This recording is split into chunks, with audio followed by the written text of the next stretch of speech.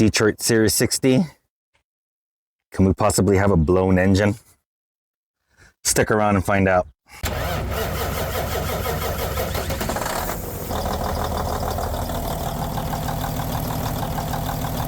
Hey YouTube, what's going on? Welcome back to another video here at Truck and Life.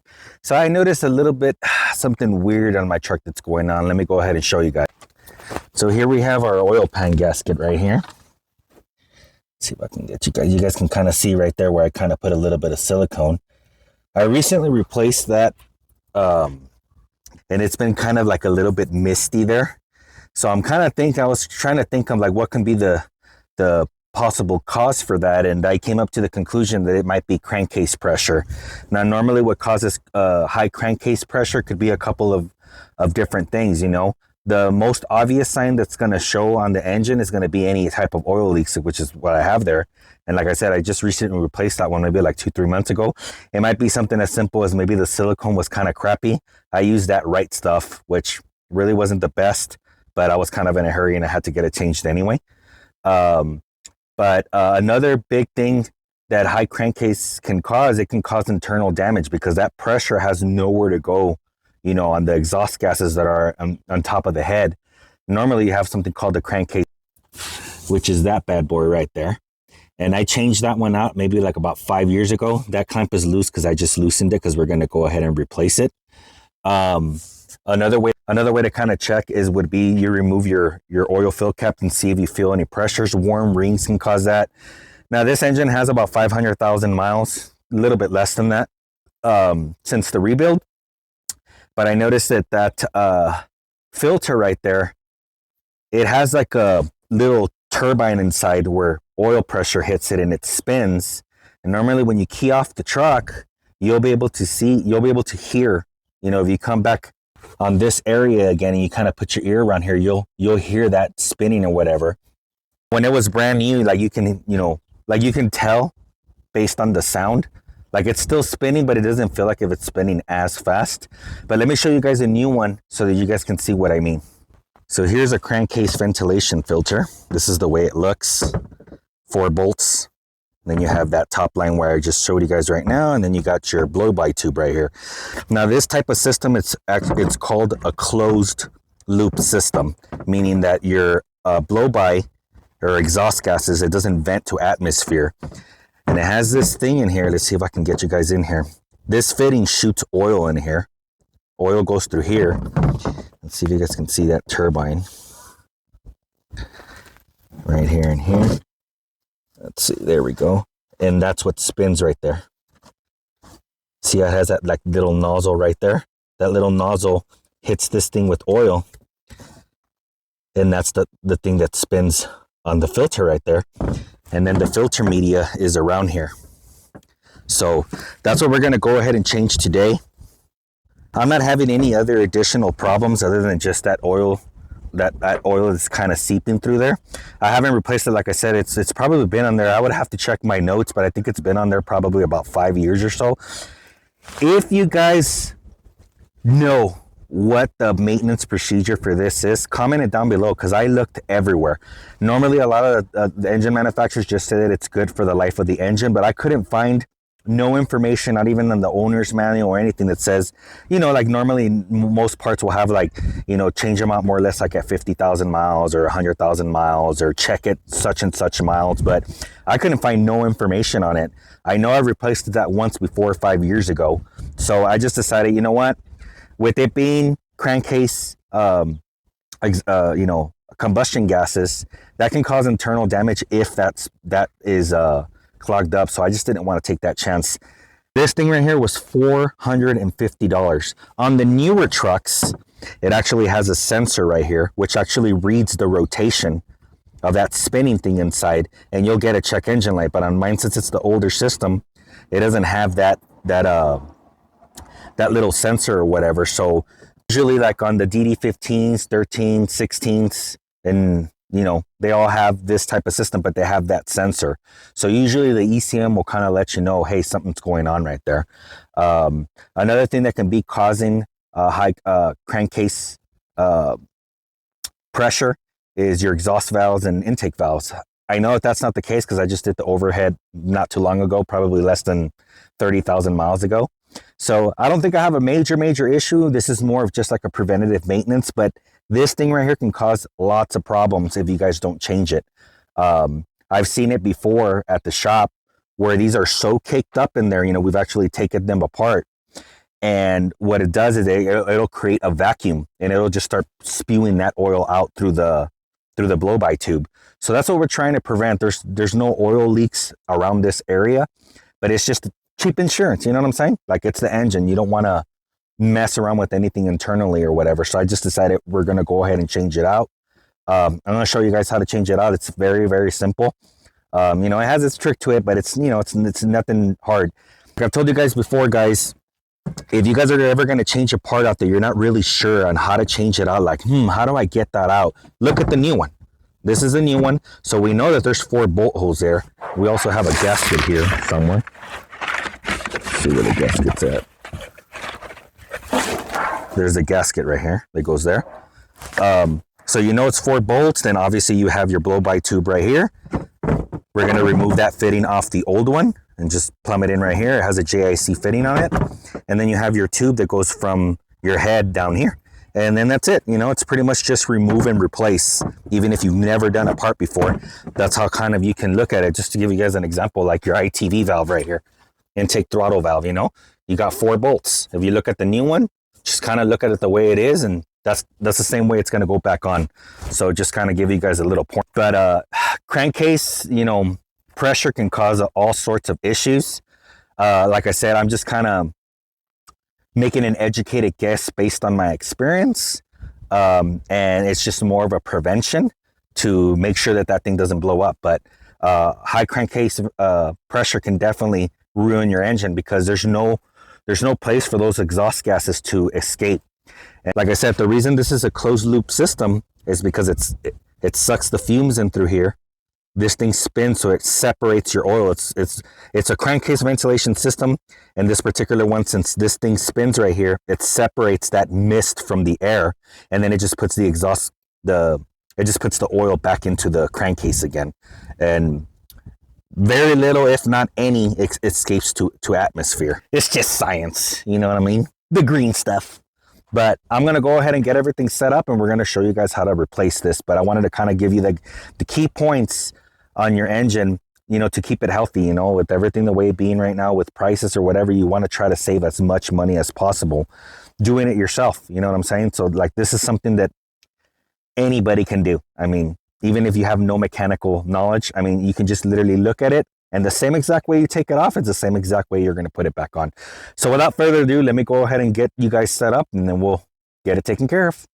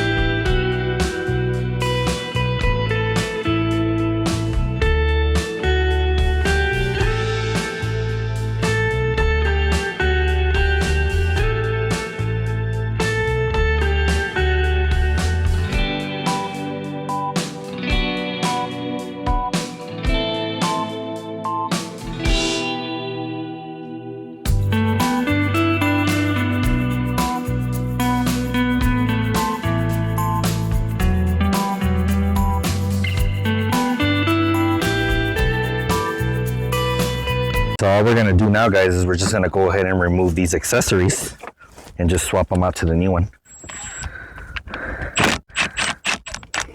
That line is no good no more. Yep, that thing is hard as a rock. Might have to replace that. Then we're going to just take this fitting off for that oil pressure thing.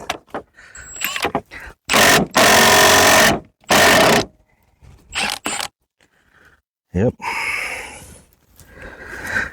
Oh, it has O-rings, so we're gonna have to replace those O-rings.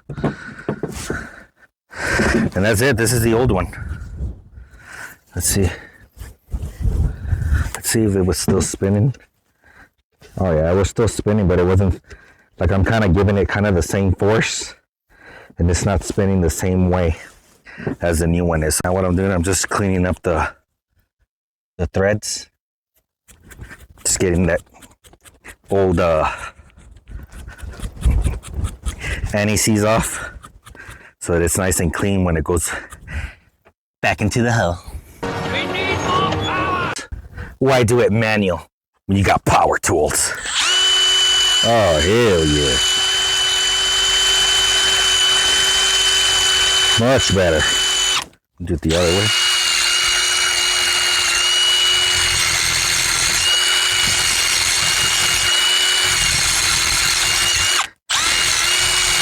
Sometimes you gotta use the brain a little bit.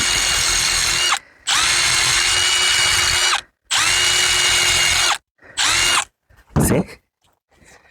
This is what it looked before. All right. And this is how it looks after. Nice and clean. Now on this fitting, guys, you guys can see it. There's a gasket right there. Or not a gasket, an O-ring, and it's actually broken. So we're gonna go ahead and replace that. And then we're gonna go ahead and replace that one right there on there too. I'm just gonna go ahead and get this cleaned out as well.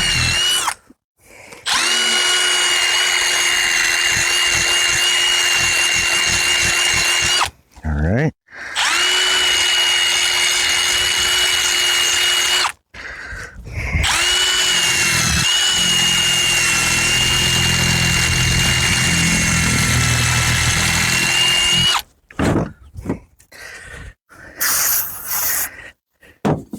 Magic eraser. Love this stuff. So I'm going to go ahead and prepare this surface and just put a little bit of this seal right here. It works really, really well. Like I said, you don't have to have it. Doesn't have to have it, but I just don't want to have to do it again. You know what I mean? So the very first thing I'm going to do is I'm going to clean it with a little bit of brake cleaner just to get any impurities off so that that thing can actually stick.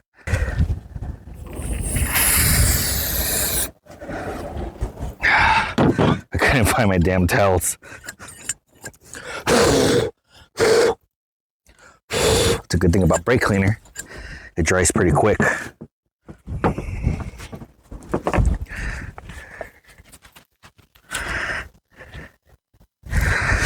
Just put a little thin bead. Man, the wind started to pick up, so I'm trying to get this done before it gets pretty crappy, you know?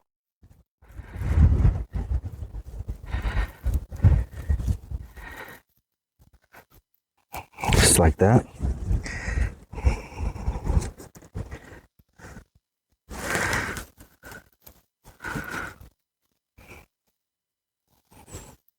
Like I said, guys, this is just my preference. You don't have to do it this way. You can get away with just putting the gasket on there, but I just like doing it that way. And plus, it won't move. Let's go ahead and get that gasket surface cleaned up a little bit. Love this die grinder right here. We put the green pad so it's not super abrasive. We just want to kind of just get that out a little bit. Just clean it up a little bit, just gently. Just to get that gasket material off. See how it's already starting to remove it? Just put gentle pressure. You don't need 10 million RPMs. Just a little bit does the job.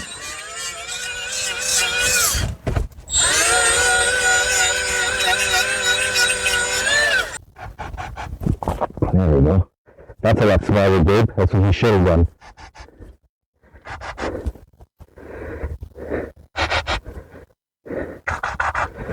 All right. All right.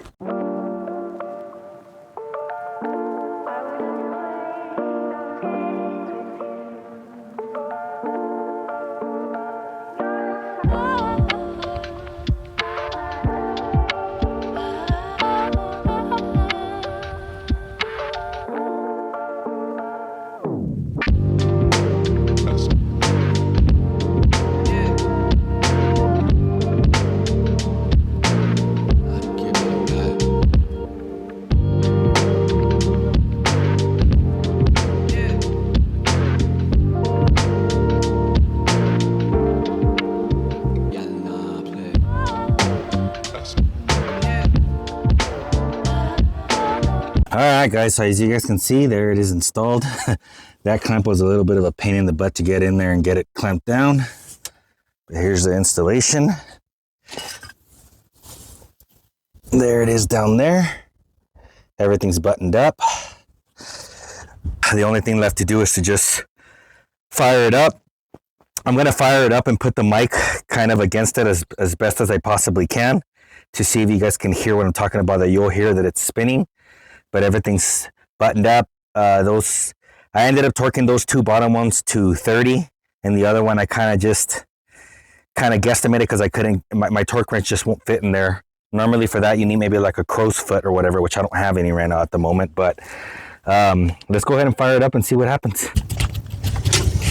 All right, guys, can you guys hear it?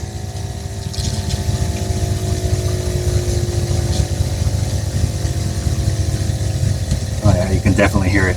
Hopefully you guys can hear it on the camera.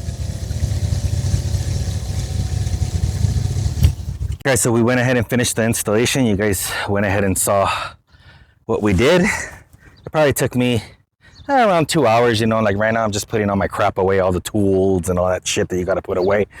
But yeah, in a nutshell, that's how you guys change your crankcase filter on several engines. They're different. I know on the Volvo V&L, it's very, very similar. It's a cylinder that spins in there. On your Cummins, you know, you got that box or whatever where you just put the filter in there or whatever, which is a lot easier to change than this. But those are the signs that you guys need to look for if you guys you just can't get away from leaks. You know, this would probably be more on your older side of engines, because usually your newer side of engines will have a crankcase pressure sensor. In that case, you know, pretty much until you get a check engine light, unless you just want to be preventative or whatever, you know. But on these older ones, there's usually no sensor on it. And like I said, if any of you guys know on this specific engine, Detroit Series 60, 14 liter EPA 7, if any of you guys know the maintenance schedule for that, comment down below, because I couldn't find nowhere, you know, that gives you some sort of mileage or anything. So I'm assuming that it's just pretty much the life of the engine, but they never last the life of the engine.